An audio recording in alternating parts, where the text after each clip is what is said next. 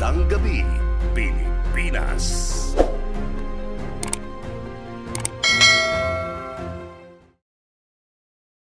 Sa mga nakalipas na taon, nagpatuloy ang insidente ng karahasan na kagagawa ng NPA at naging madalas na biktima nito ang mga sundalo at pulis. 3 taon bago pa mangyari ang pagkakapaslang sa Fallen 4 Heroes, 6 na pulis ang inambush ng rebeldeng grupo sa syudad ng Gihulngan. Bilang ang hepe ng Gihulngan City Police Station na si Police Chief Superintendent Arnel Arpon. Maging ang Canlaon City Police Station ay pinagtangka ang lusubin ng mga NPA. Marso nung nakaraang taon nang dumalo sa isang pagtitipon ang marami sa mga pulis ng nasabing istasyon. Nakita itong pagkakataon ng rebeldeng grupo na lusubin ang kanilang opisina. Mabuti na lamang at may mga naiwang pulis doon dahilan upang mabulilyaso ang kanilang plano.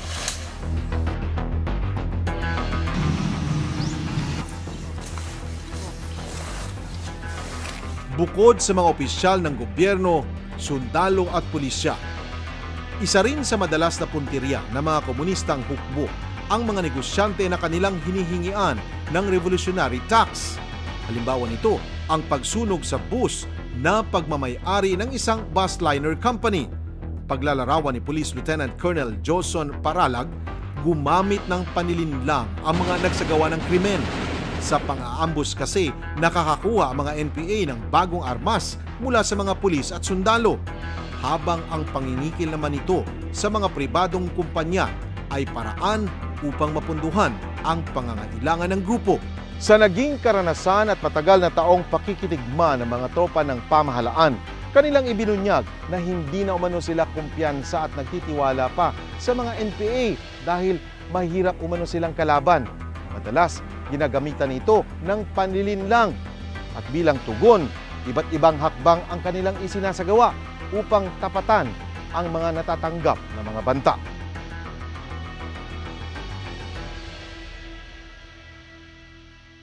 Base sa mga report mula sa pulisya, madalas na nagiging madugo ang engkwentro ng otoridad sa mga NPA.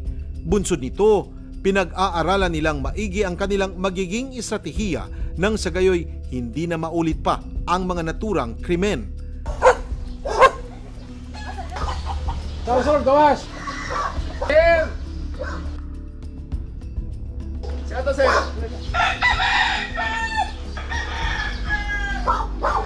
Kaya't noong nakaraang taon nang inilunsad nito ang Oplan sa Uron o ang pinaigting na kampanya ng PNP at AFP sa mga pinagsususpetsahang miyembro ng NPA. So, pag-search na ma'am, baka meron siyang dalang mga ano.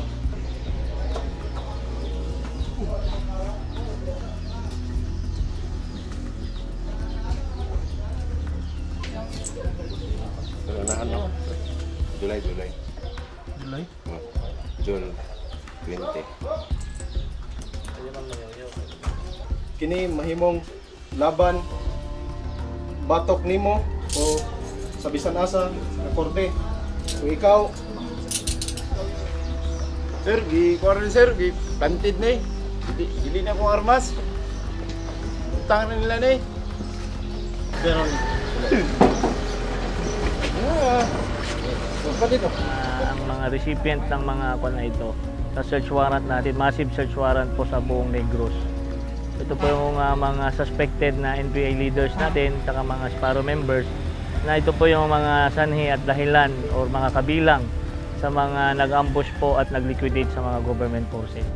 Ang paglulunsad ng nasabing operasyon ay alinsunod sa Memorandum Order No. 32 na inisyo ni Pangulong Duterte noong 2018 na nagbibigay direktiba sa puwersa ng gobyerno na bumuo ng iba't ibang pamamaraan upang sugpuin ang lawless violence sa ilang partikular na lalawigan, kabilang ang Negros Oriental. Matatandaang naging laman ng balita ang implementasyon ng Operation Sauron sa Negros Oriental dahil sa mga napatay na pinaghihinalaang rebelde. Ngunit dahil sa oplan na ito, nadakip ang isa sa mga suspect sa pang-aambush sa 6 na pulis sa Gihulngan. Naglunsad naman ng Oplan sa Uron 2.0 sa Canlaon City kung saan 14 ang hinainan ng search warrant. 8 sa mga ito ang napatay sa police operations, habang 6 ang nakakulong o nakapagpiyansa na.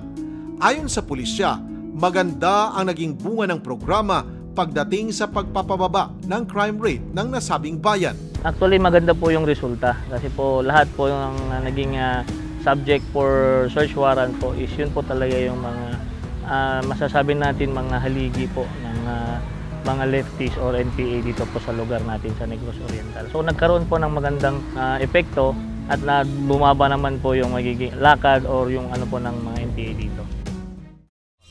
Magandang gabi, Pilipinas.